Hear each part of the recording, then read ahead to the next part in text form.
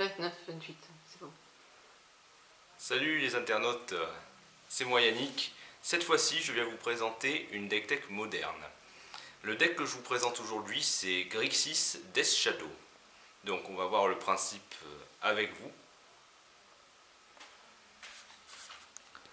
Le principe d'un deck à la Death Shadow, c'est d'avoir ceci, cette créature, Ombre de la Mort.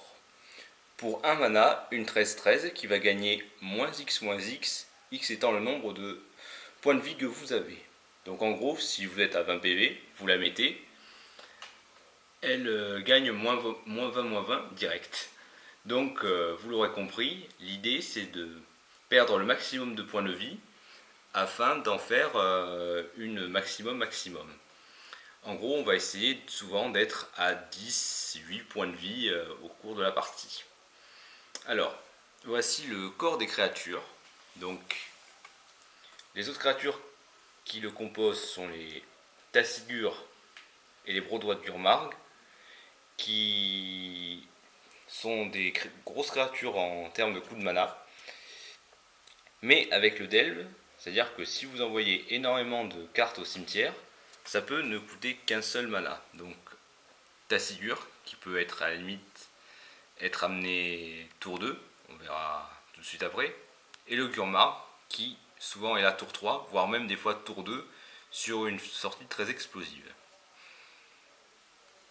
Je joue également Street Wraith, qui est une base du jeu, donc joué dans de nombreux jeux, il n'y a pas que celui-là, il y a tous les Dredge, Manaless Dredge, en Legacy, les Jolis Vingen qui le jouent. C'est une super carte, une inco qui est devenue assez chère quand même, dans les 6 euros. En gros, c'est une 3-4 qui se recycle en payant 2 points de vie. Donc vous l'aurez compris, c'est très synergique avec Death Shadow. Et Snapcaster qui, on n'y coupe pas, est joué en minimum 2 fois dans toutes les versions. x3 ou x4, ça dépend, mais 2, c'est pas mal. Alors ensuite, la partie gestion des fosses, donc 2 saisies, 2 inquis. Il y a souvent des gens qui font 4 saisies, mais souvent le split de 2 inquisitions et de 2 saisies, c'est vraiment bien pour être polyvalent contre à peu près tout. Des fois, la perte de 2 saisies, de 2 PV sur les saisies, ça peut être de trop. Donc 2 et 2, c'est bien. Ensuite, on a le commandement de Colagan.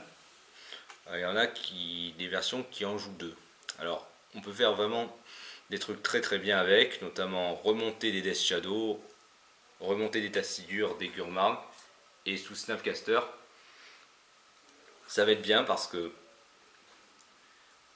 il faut avoir 5 mana même, ça peut arriver.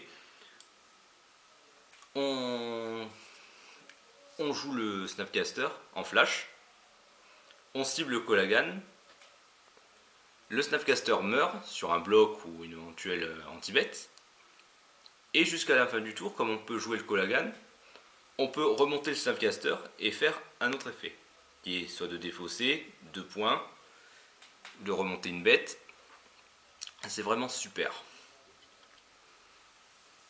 Ensuite, un grand classique connu, Lightning Bolt. C'est une super carte, notamment parfois quand on a 2 Death Shadow sur table, ça va être un +3/+3. Parce que comme on peut se cibler nous-mêmes, on se cible nous-mêmes, et des fois il est arrivé que sur test, je fasse +3/+3 sur mes Death Shadow. C'était vraiment rigolo. Terminate, une base classique quand on joue Grixis. Après, je joue Stubandénial en 2 fois, là j'ai pas la deuxième. Donc on peut contrer n'importe quel sort non créature quand on a une bête à 4, dans le meilleur des cas. Ce qui arrive très souvent quand on a une Death Shadow 4/4, un Tassigure ou un Gurmarg. Il y a une petite astuce à faire, notamment quand on a des fetch sur table ou des bolts. La Death Shadow elle est de 2, on se cible nous-mêmes avec une Lightning Bolt ou un Fetch ou un Ravland. On arrive à la Death Shadow 4-4 et du coup le sort qu'on veut contrer, on le contre automatiquement.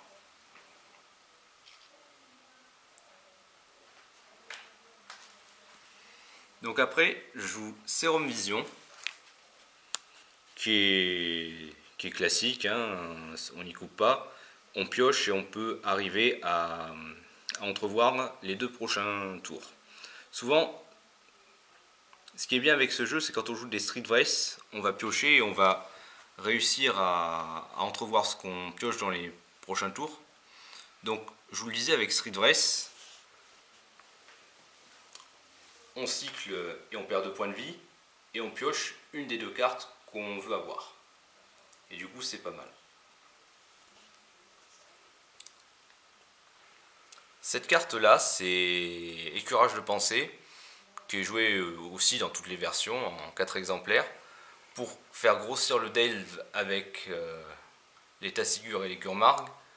On va pouvoir les avoir le plus rapidement possible grâce à ça. Parce que le fait de se meuler de 2 et de piocher, ça peut potentiellement grossir le cimetière de plus 3 cartes. Et on peut arriver comme ça à poser Tassigur tour 2 ou Gurmarg tour 3 ou au tour 2. Nouvelle addition grâce à Ixalan, c'est Opt. Opt qui est super, un instant, qui permet d'entrevoir ce que l'on va pouvoir piocher. En fait, quand vous le jouez, vous regardez la première carte du dessus de votre bibliothèque. Vous pouvez décider de la laisser au-dessus ou pas, et vous piochez. Donc c'est une réédition qui était présente dans le bloc Invasion, si je ne me trompe pas, en 2001. Et on remarquera quand même que le moderne suit les traces de son ancêtre le Legacy, parce que fut un temps, en Legacy, on avait bien évidemment Brainstorm, mais aussi Serum Vision et Option. Étant donné que Ponder, ça n'existe pas. Ça n'existait pas à l'époque. C'est sorti qu'en fin 2007 avec l'Orwin. Donc, là pour le coup, en moderne, on a Serum Vision et Option. Et du coup, ça nous permet d'avoir à peu près le niveau d'un Ponder pour 2 cartes. C'est pas si mal. C'est correct. Ensuite, la mana base. Donc, 2 tombes aquatiques, je n'en ai qu'une. Un Sleepband et 2 Blood Crypt. Pour la perte de points de vie, mine de rien, on n'aime pas beaucoup en moderne perdre des points de vie à cause des landes, mais dans Death Shadow, c'est vraiment la base, c'est vraiment important en fait. On va pas avoir peur de se faire mal, donc il faut aimer prendre des risques, mais si ces risques sont pris, ça peut amener à la victoire. Je joue également à la base des Fetch de Grixis, donc les 3 Scanning Tarn, 3 Politade, et pour ma part, 3 Misty, parce que j'ai pas les Bloodsenmeyer en fait. Mais bon, c'est pas grave, si vous n'avez pas les Bloodsenmeyer, vous pouvez très bien jouer les Misty, il faut juste pas chercher les Blood Crypt, mais ça va chercher notamment les basiques qui sont là, et les 3 autres Ravland. Alors moi pour ma part je joue plus de basiques que les versions classiques pour pas prendre Blue Moon. Voilà, parce que même avec Blue Moon, sous Blue Moon, ce jeu a du mal à jouer. Donc.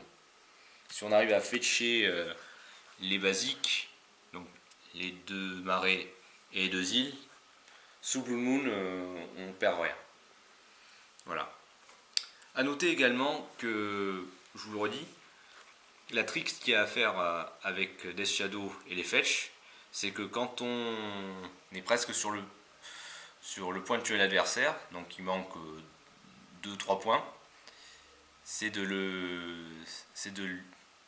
d'attaquer avec Death Shadow, demander s'il bloque.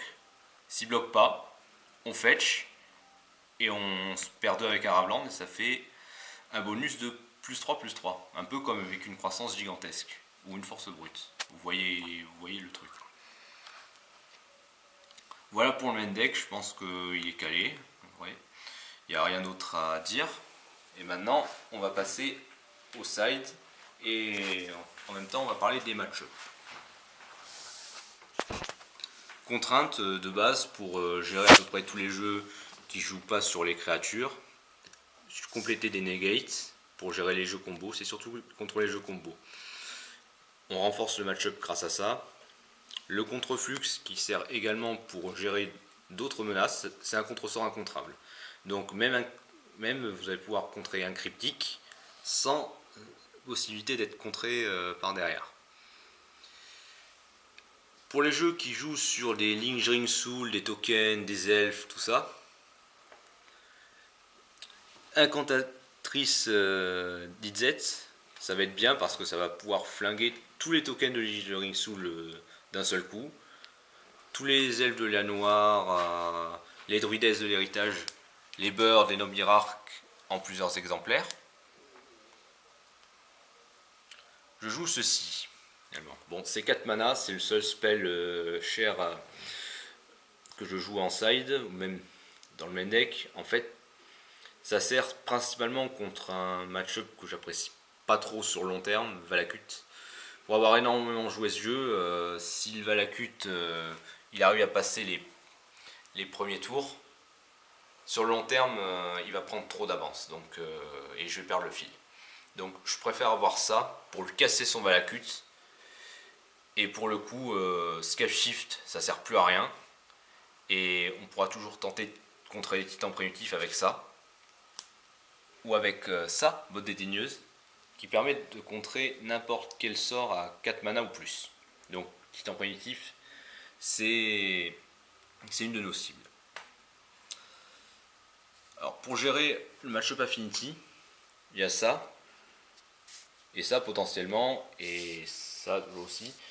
Ça sert parce que on aimerait en fait bien jouer des fêtes fracassantes. Mais ce qui se passe, c'est que ça coûte trop cher. Et pour un mana, ça permet de casser un artefact que l'on ne contrôle pas. Pour un seul mana. Ça, on notera juste aussi que ça sert contre tous les doublons. N'importe quel doublon, les tokens, n'importe quel Planeswalker aussi. Mais ça sert, je pense, aussi aux enchantements. Parce que bon, étant donné qu'on joue Grixis, on n'a pas accès au removal, pulsation du Maelstrom, tout ce que peut jouer Bug. Donc les anti-enchantements principalement, les Crozan Grip, retour à la nature que je joue. Donc le fait d'avoir ça, ça permet de renvoyer la menace et après de pouvoir la contrer ou de la défausser. Étant donné qu'on joue une paire de saisies d'inquisition et de contraintes, ça ne devrait pas être un gros souci. Pyroclasme, contre tous les jeux petites créatures, alors, ça coûte 2, c'est rapide, étant donné que le deck ne joue qu'à 2 ou 3 mana, et on évite le double rouge, donc pas de fureur des dieux, je préfère ça à la place. Donc ça permet de casser à peu de choses près toutes les créatures qu'on aurait pu casser avec une fureur des dieux. Et toujours classique, Pitting Needle pour ma part, qui sert contre n'importe quel Planeswalker qui soit ou Manland qui soit.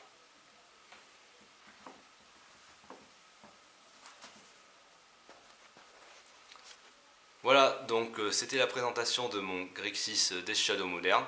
C'est un jeu qui est encore en phase de test, donc c'est un peu comme la gueule de beaucoup, c'est pas terminé. Donc j'espère en tout cas que cette vidéo vous aura plu, et je vous dis à bientôt.